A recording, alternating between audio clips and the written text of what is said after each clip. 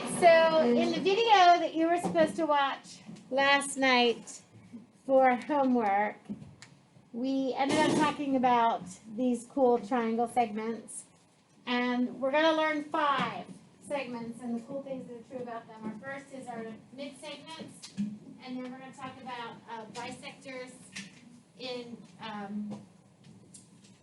triangles, perpendicular bisector and an angle bisector. Next class, we're going to start talking about medians and altitudes. So hang on. We're going to take 2 days to do this, so don't worry about it. All right. When you look at a mid-segment, by definition, it's the segment connecting the 2 points, the midpoints of 2 sides of a triangle.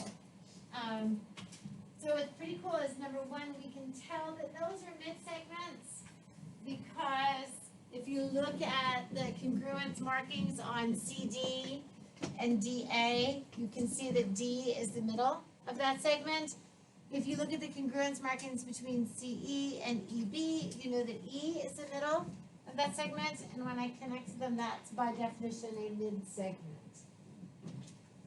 When we talk about a perpendicular bisector, that is a segment, ray, line, or plane through the segment at its midpoint. So this midpoint P here, and then at that perpendicular relationship. And I want you to think about your constructions. So all the steps that you go through when you construct a perpendicular bisector reaffirms everything we're going to talk about with perpendicular bisectors. Angle bisectors, same idea. A segment, ray, line, or plane that divides an angle into 2 equal parts. Some important vocabulary that you need to understand is when we're talking about the distance from a point to a line, we're actually talking about the perpendicular line segment that represents that distance. If I'm talking about how far away I am from the wall, when I measure it, I'm going to want to measure it in the shortest distance possible, which is the perpendicular line. If I measure it with a diagonal in either directions, then it's going to be longer than that distance were I to just touch it, as short as I can get. So that perpendicular segment. So when we talk about why must distance be measured using this perpendicular line, I want you to think about if you're standing on this point and you're reaching out to touch the wall, this perpendicular relationship will be the shortest. So that's what we understand. When I'm talking about how far something is from something else, I'm always using the shortest possible measure, and that comes when the line is perpendicular to what I'm measuring. Anything else becomes more like a hypotenuse of that right triangle, and of course that's going to be longer than that initial distance. So we want to make sure we understand that concept. All right, we can jump right into our mid-segment theorem. And the mid-segment theorem talks about if you have a mid-segment. Now, a mid-segment, if you're talking about, is this a mid-segment? A segment that's connecting the 2 midpoints and 2 sides? That's the definition of a mid-segment. So we want to be careful to make sure we understand the difference between the definition of a mid-segment and the mid-segment theorem.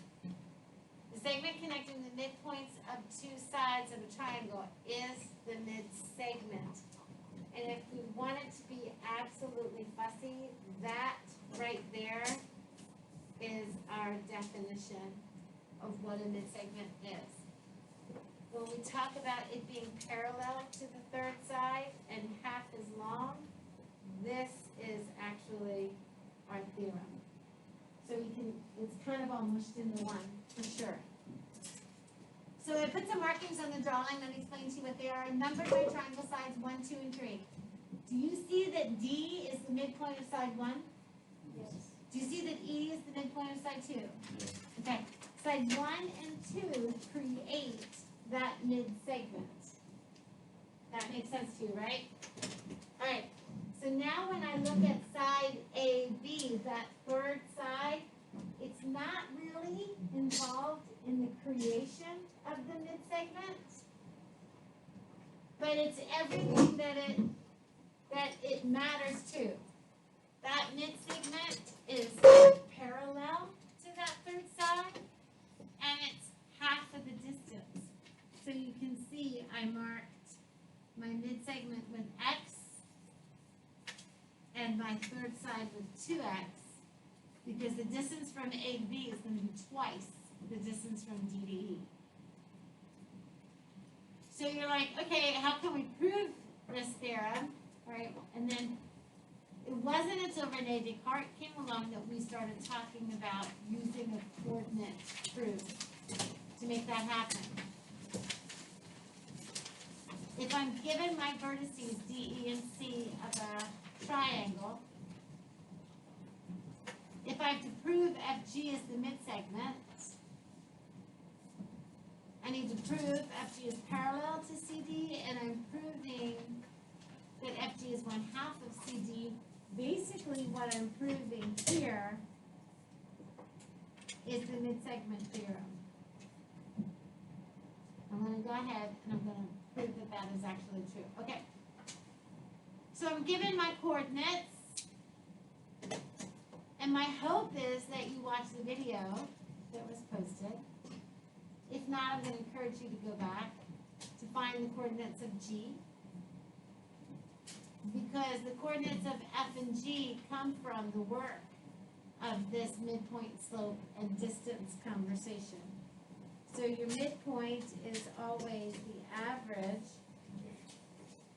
of your x's and the average of your y's. So that formula needs to be one that's committed to memory. Same as you know your average simple number. And then you can do those calculations to find those coordinates of F and G. On the video, you can watch how to find the slope of F and G. And of course, our slope formula, M is equal to the change in my y compared to my change in my x. y2 minus y1 over x2 minus x1. And you can put those calculations through. Finally, when we talk about our distance formula, our distance is equal to the square root of the difference between my x's squared and the difference between my y's squared. So for me, I like to write it like that because then it reminds me of Pythagoras.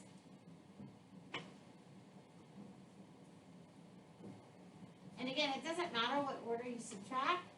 It doesn't matter what order you put your x's and y's in, because you're squaring away any negatives, and addition's commutative, so it doesn't matter. So what you wind up with here is you're proving, using the midpoint formula, using the slope formula, and using the distance formula. Therefore, you can say that FG is a midsegment because of the distance, or because of the definition of midsegment. And then it's hard to think about what to do here, because if we're proving the midsegment theorem, we can't use that as a justification. We're proving it's parallel. We're proving it's half the distance. So therefore, it is a midsegment by the definition. And then we know that it's parallel because those two lines have the same slope. And we know that FG is equal to half of the distance of CD, because we wound up with those calculations.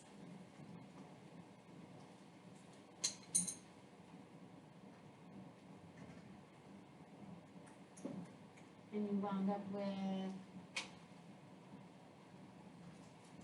that working out.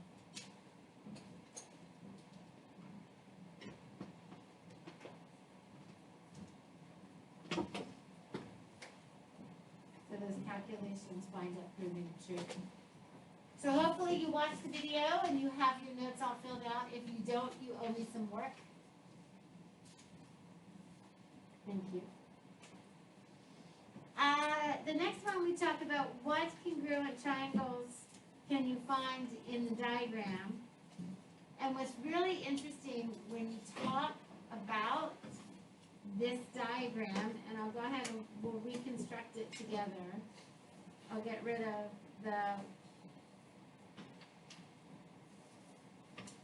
when we talk about the values of these distances, I want you to pay attention to, here is U as a midpoint, and what U does is it makes sure that this distance from Q to R is split evenly. So we wind up with QR being QU plus UR added together. If we talk about by the mid-segment theorem, I know that ST is going to be parallel, and I know it's going to be half of the height. So I want you to think about something. If this value is X, and this value is X, this value here is 2X. And because I know that the mid-segment is half of the distance, do you see how this one here is just X? Does that make sense to you?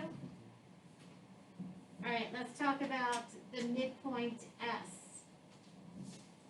S is the midpoint of QP, so it evenly divides QP into QS and SP. In this segment here, UT is going to be parallel, and half of the distance of the whole, which makes it the same as QS and the same as QP. Go ahead, Serena. How did you figure out that UT is half of QP? I figured out that UT is half because it's the mid-segment, and I'm told in my mid-segment theorem, and I proved it in my proof, that I know that the distance, the mid-segment is half of the opposite side. Okay. So if this opposite side represents two of these values, then UT is going to be one of them. Okay. Thank you. So there's a 1 to 2 relationship between my mid-segment and my endpoint. All right, next up I'm going to talk about midpoint T. Do you see how T is right in the middle of RP? And I can evenly divide RP into these two congruent segments. So then I know that US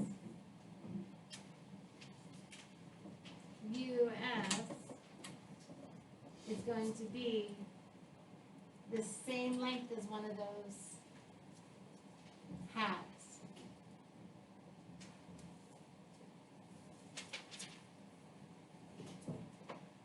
In the next part of the video, we talked about the perpendicular bisector theorem.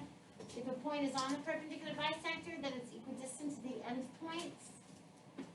And if you stop and think about side angle side congruence, you recognize that any point that's on CD is going to be equidistant from those endpoints, because no matter what, I have side angle side congruence. It's perpendicular and it bisects, and then using my reflexive property to get my other side, I have side angle side congruence no matter what. Do you see it? So whether I'm talking about this point here and these potential sides of triangles, I always have this middle segment here, and I always have these sides that are bisected at that perpendicular relationship. And no matter what, the distance from any point on that bisector CD is going to have the same distance to the endpoints. So when we were making the notes, Mr. Logan and I were talking, and he says, you put AP is equal to BP, shouldn't we write AC is equal to BC? I'm like, well, yeah. And then I said, you could draw point D below, and you would know that the distance from A to D is the same as the distance from B to D. any point you draw on that, you will be able to complete two congruent little triangles. Anytime we have a theorem like this, we can investigate its converse. So if it's on the perpendicular bisector, then it's equidistant from the endpoints, and then if it's equidistant from the endpoints, it's on the perpendicular bisector. So we can prove that truth also. After we talk about perpendicular bisectors, we talk about angle bisectors. If a point is on the bisector of an angle, then it's equidistant from the two sides of that angle. Think about our construction. It guarantees lots of congruent triangles.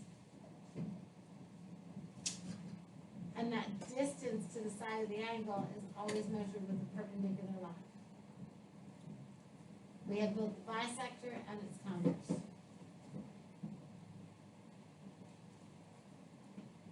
Alright. So then I asked you to think about this conversation here. And we wanted you to see in the diagram BE is the perpendicular bisector of line segment EC. So what segment lengths are equal? I'm guaranteed to have AE congruent to CE. I'm guaranteed to have BA congruent to BC. Any point that's on this perpendicular bisector is going to be equidistant to my two endpoints, A and C. A question for you, what about AP and CP? Are they congruent, AP and CP, or not? Would you please turn to your group mates and tell each other yes or no? Mark Sicko.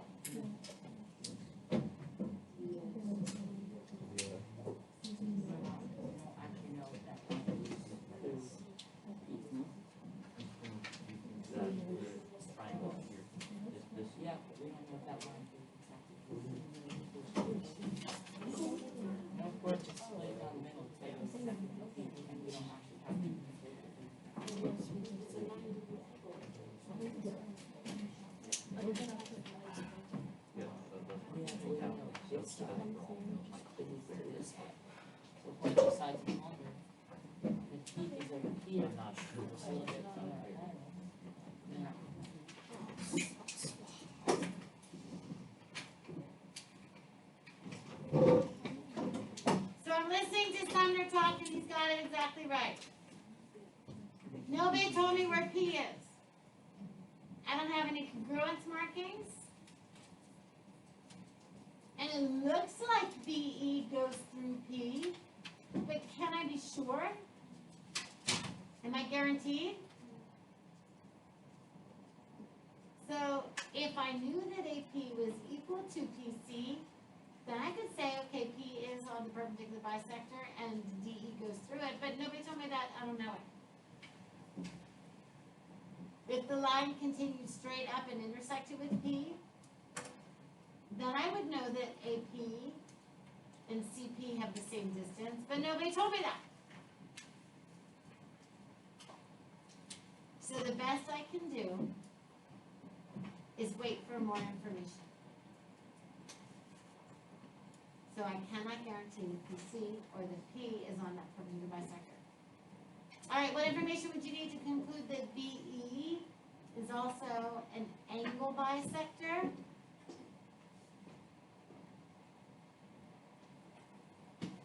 Go ahead. You don't need any additional information. Because you can figure out that AEB, triangle AEB, and triangle CEB are congruent. And then by CPCT, that angle ABE and EBC are congruent. And then it splits them, that splits both of those angles. So then BE Yeah. is.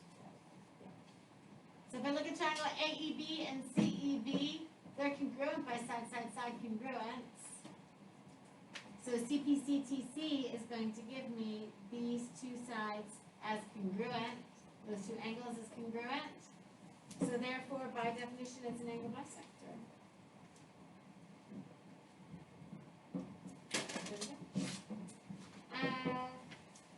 Alright, in the diagram, D is on the bisector of ABC. So what is DC? So because it's on the bisector, I know that those two angles are congruent, and I know I can measure the distance from one side to the other side using a perpendicular line segment. Therefore, they are equidistant, and I know it's side C, or it's going to be 6. Same as if I showed A and D.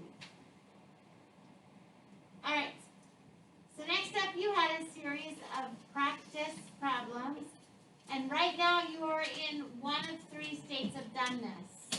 You either have everything done and you're ready to check your answers with friends. You have half of it done, and you wouldn't mind finishing some of the tricky ones with friends, or you haven't looked at it or started it yet. So everybody who is completely done, I would like you to move to the very back of the room. All right, so come back. So here are your answers for the mid-segments. Here are your answers for the 3 mid-segments. And this one's super easy because we know that x is half of 34.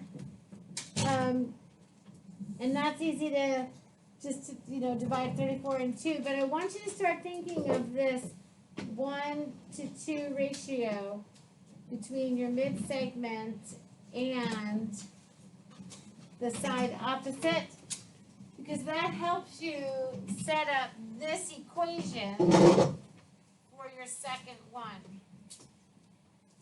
When you set up that equation, it's easier for you to see that, and you can either say half of this is equal to that.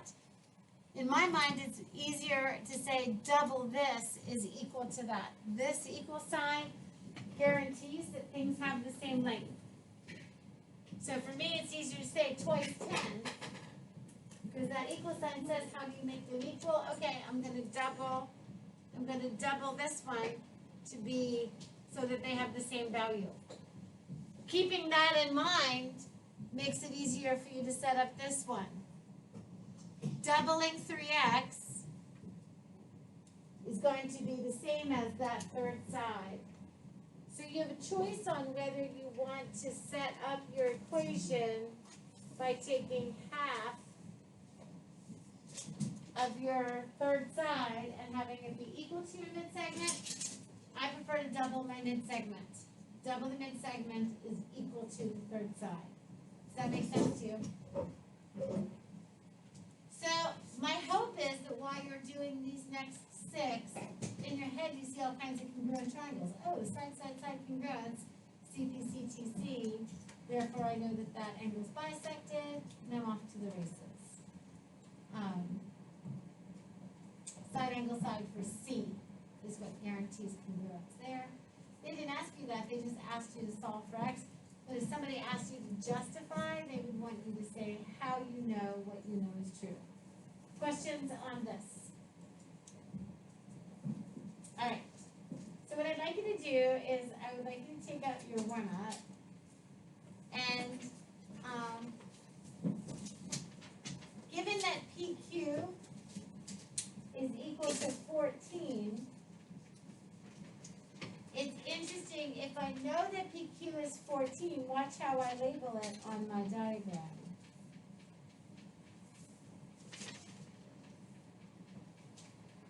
So if I know that the distance from P to Q is 14, I can know right away that each of those halves on the other side of midpoint S are 7, and that's going to tell me that the distance from T to U is also 7. So when I mark up a lot of my mid-segment diagrams, I wind up go ahead and dividing them. So if I know the distance from S to U is 6, then I know that TR and TP are also 6. I know the distance from Q to U is 3, then I know this is 3 and so is this.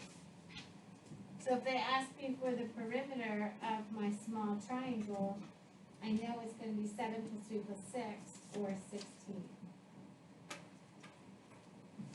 Sound okay? So get in the habit of thinking through these distances and how that third side is doubled. So this question is similar to what you did in the notes by showing that the midsegment is parallel to side JK and half as long.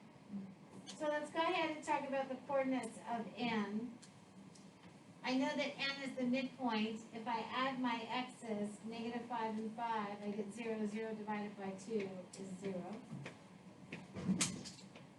If I find the midpoint of my y coordinates, 5 plus 3 is 8, 8 divided by 2 is 4. So 0, 4 for a coordinate of N is good. When I talk about my coordinates of M, I have 5 plus negative 1 is 4. 4 divided by 2 is 2. 5 plus negative 1, or 3 plus negative 1 is positive 2. 2 divided by 2 is 1.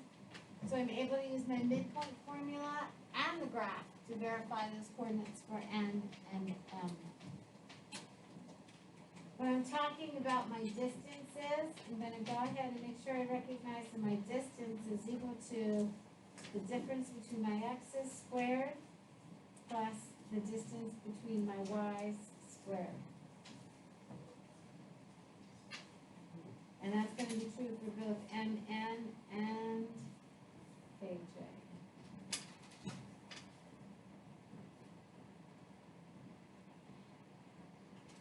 So when I talk about the distance from M to N, I'm going to look at my x coordinates. So 0 and 2 have a difference of 2.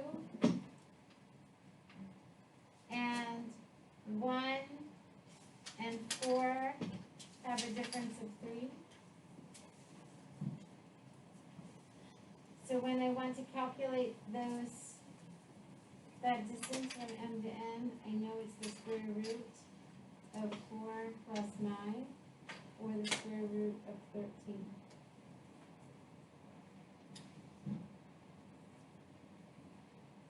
When I look at KJ, the difference between my x coordinates, negative 5 minus negative 1, is going to give me, for my x coordinates, a difference of 4. And positive 5 minus negative 1 is going to give me a difference of 6. So when I calculate the length of KJ, I know I have the square root of 16 plus 36. So I'm talking about the square root of 52.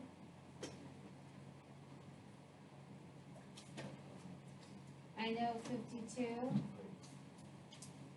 is 4 times 13. There's a perfect square.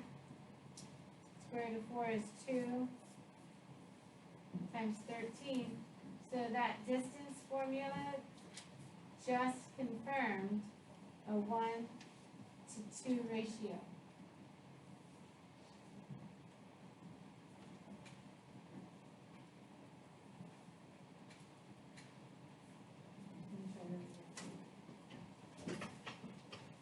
A 1 to 2 ratio. Go ahead, Shannon. I was gonna say, is that the formula again? Yep. Or do you have to simplify? No, it is simplified. Square root of 13 is simplified. 2 roots of 13 is simplified. So you want to put into the calculator as well? It's easier actually to see the 1 to 2 ratio, that the third side is double the midsegment by looking here at this coefficient. That gives it away. Right? Alright, the slope of MN, when we start talking about comparing slopes, I have my change in y over my change in x. my change in y over my change in x. If you've done your math up above, you have your change in y and your change in x because you just found those differences. So if I have a ratio of 3 to 2 and 6 to 4, now the only thing is what's hard is we want to make sure we recognize that NM is a negative slope, as is KJ. They're both decreasing lines, so those slopes are negative. But then I know therefore they are parallel because they have the same slope. So we use our distance formula and our slope formula to prove these ideas of parallel and half as long. So those formulas are our justifications. Sound okay? Next up, go ahead and label the diagram in a way that makes sense to you for number 3. Mark, set, go. Label away.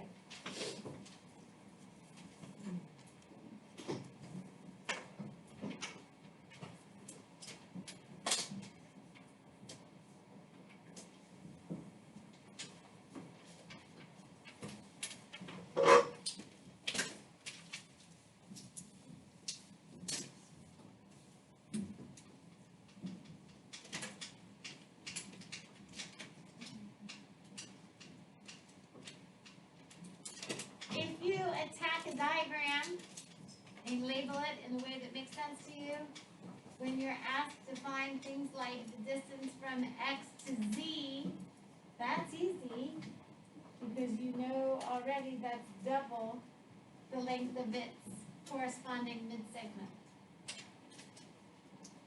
If I need to find the length from B to C, that's easy because I know that it is half of its corresponding third side.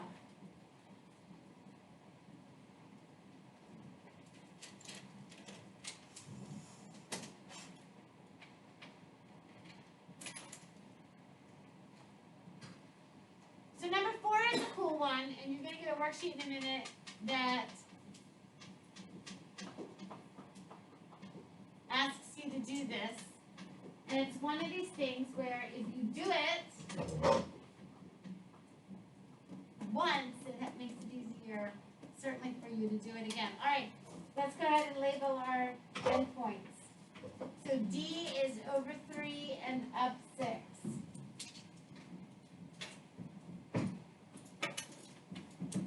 Over 3, up 6 for D.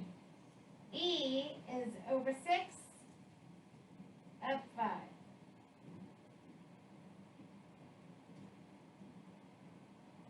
F over 5, up 3. With a straight edge, would you please connect the segment for this triangle that is formed by the midpoints?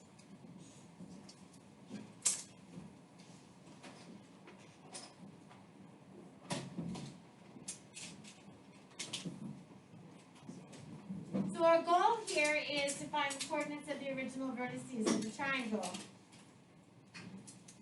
And when you work to find the coordinates of the original vertices of the triangle, it's hard because this triangle created from the mid-segments is spun around and not quite the same. So what we want to do is think about each mid-segment and what it's parallel to. This segment is parallel to the side that goes through F. Would you please take your pencil or a pencil from the basket? Would you please put that pencil on segment DE? How about that? And would you please roll it down to point F. So the side of the triangle that you're going to be drawing is going to follow along that same line. So what we're going to do is calculate the slope of DE. So let's go ahead and put your pencil on E and count the rise, 1, and the run. I get a rise of 1 and a run of 3. Did everybody get the same thing? Rise over run, isn't that slope? Put your pencil point on F and count a rise of 1 and a run of, draw a dot to represent a vertex. And what's interesting is this line segment that you just drew is going to be congruent to DE because it has the same change in X and change in Y because you counted the slope, so it has the same distance. You okay with that? What is it that you just, oops, I understand the first one. I did the slope of DE by rise, 1, run, 1, 2, 3. Then I put my pencil point on F, and I did rise 1, 1, 2, 3.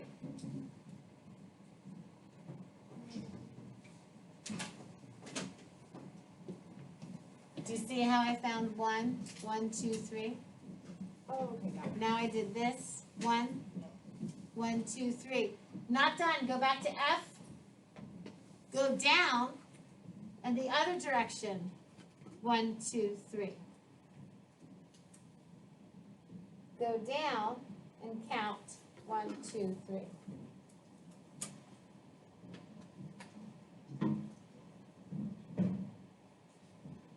You just drew the side of the triangle.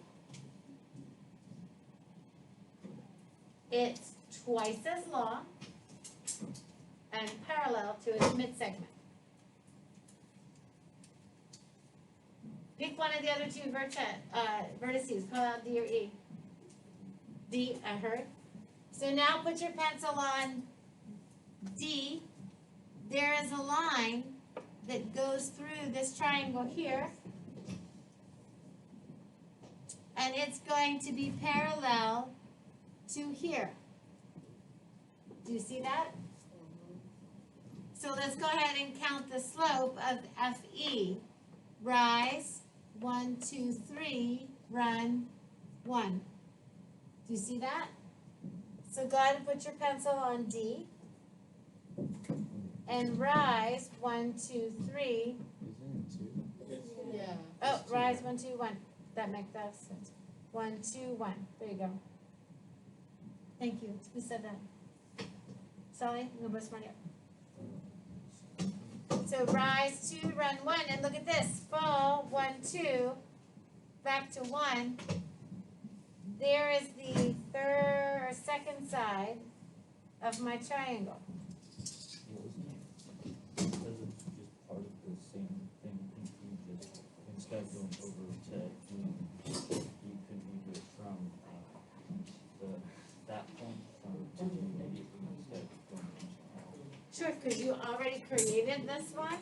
So you know it's rise 2, run 1, rise 2, run 1. But you have to get this first side first in order to do that.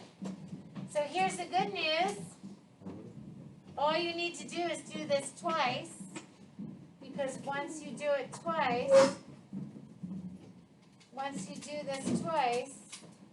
you have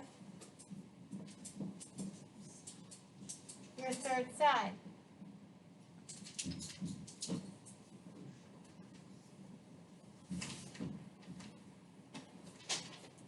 Once you do it twice, boy, this is not cooperating today. There. Okay, so on the worksheet I'm going to be passing out to you a little bit. You're going to repeat this process. So the directions are here on your warm-up, not on the worksheet. Okay, so here's our plan for this class period. I have practice. for you, and your practice includes part of constructions on the back. So you are welcome to start at the back and work your way forward using the constructions. You are welcome to work with your group mates and jump right into the one that's just like the one we just did. You are welcome to start at the beginning and plow your way through, because this is what you're doing today.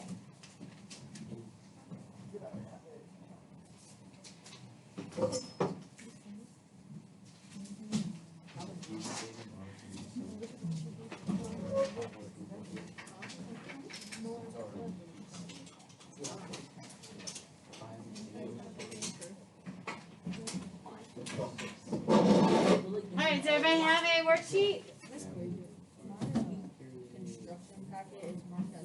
Okay, now let's stop. Can I wait? Alright. So what you're looking at is 5-4 practice. This is the problem that's just like your warm-up. See if you can do that. Start there. Talk to your group mates. Ask for help as you're going through and working on these practice items. The constructions are at the end. If you don't have a compass, my advice might be for you to start there. All right, off you go. All right, Cole, did you turn it in? Yeah. When? Last week. I'm in the middle of talking to somebody, so you're gonna have to wait your turn. Middle of last week? Let me look through and see if I have it. Do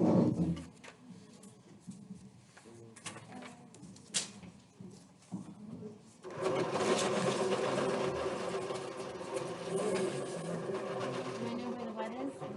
Yeah, they're right over here, so dig down. Yeah, go ahead. Oh.